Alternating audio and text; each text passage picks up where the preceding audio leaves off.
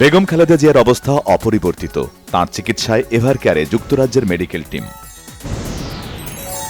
রাজধানীর এভারকেয়ার হাসপাতালে গিয়ে বেগম খালেদা জিয়ার চিকিৎসার খোঁজ নিলেন প্রধান উপদেষ্টা ড মোহাম্মদ ইউনূস। বিএনপি চেয়ারপারসনের আরোগ্য কামনা। আগামী নির্বাচন সুষ্ঠু করতে আবারও সশস্ত্র বাহিনীর সহযোগিতা চাইলেন প্রধান উপদেষ্টা। বেগম জিয়ার সুস্থতার জন্য দেশবাসীর দোয়া কামনা। আওয়ামী লীগের আক্রোশের শিকার বেগম খালেদা জিয়া। তিনি মানুষের জন্য রাজনীতি করেছেন, তাই তার অসুস্থতায় মানুষ কাঁদে বলেছেন বিএনপি নেতারা। তারেক রহমানের দেশে ফেরার বিষয়ে সরকারের কাছে ন্যূনতম কোনো তথ্য নেই, জানিয়েছেন পররাষ্ট্র উপদেষ্টা তৌহিদ হোসেন। গণভোটে সিল দিতে গেলে ভোটার প্রতি সময় লাগবে 7 থেকে 8 মিনিট, জানালেন ইসি সানাউল্লাহ। শতাব্দীর ভালো নির্বাচন চান সচিব। বেগম জিয়ার অসুস্থতা ও পরিস্থিতি বিবেচনা করে তফসিল ঘোষণার দাবি এনসিপি নেতাদের। ত্রয়োদশ জাতীয় সংসদ নির্বাচন আয়োজনের পরবর্তী সব কার্যক্রম স্থগিত চেয়ে বাংলাদেশ কংগ্রেসের পক্ষে এক আইনজীবীর রিট দায়ের।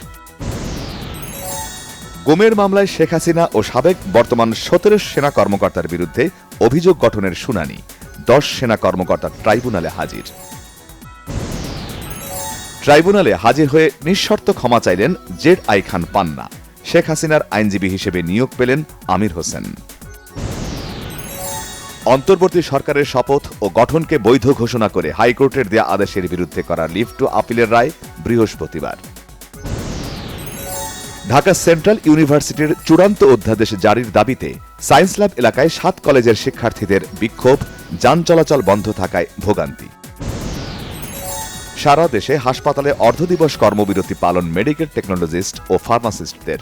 কাল থেকে কমপ্লিট শাটডাউনের ঘোষণা। অবিলম্বে পরীক্ষা নেয়ার কাজে অংশ নিতে প্রাথমিকের শিক্ষকদের প্রতি নির্দেশনা।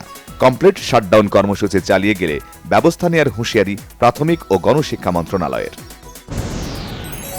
গেল 24 ঘণ্টায় ডেঙ্গুতে আরও 5 জনের মৃত্যু। নতুন করে হাসপাতালে ভর্তি 490 জন, জানিয়েছে স্বাস্থ্য অধিদপ্তর।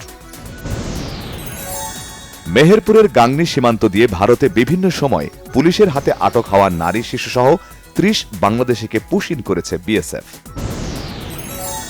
গভীর নিম্নচাপে পরিণত হওয়া ঘূর্ণিঝড় ডিটোয়া দক্ষিণ ও দক্ষিণ পশ্চিম দিক হয়ে ভারতের পূর্ব উপকূলের দিকে এগোচ্ছে। সিদ্ধান্ত ছাড়াই শেষ হল ইউক্রেন যুদ্ধ বন্ধে রাশিয়ার প্রেসিডেন্ট ভ্লাদিমির পুতিনের সাথে মার্কিন প্রতিনিধি দলের মুখোমুখি বৈঠক। ফলপ্রসূ বলছে ক্রেমলিন। বিপিএল টি20 সিজন 12 এ মাঠের লড়াই শুরু হবে 26 ডিসেম্বর। গ্র্যান্ড ফাইনাল হবে 23 জানুয়ারি। ইরানের খ্যাতিমান চলচ্চিত্র নির্মাতা জাফর পানাহিকে রাজনৈতিক ব্যবস্থার বিরুদ্ধে প্রোপাগান্ডা ছড়ানোর অভিযোগে 1 বছরের কারাদণ্ড দিয়েছে তেহরানের একটি আদালত।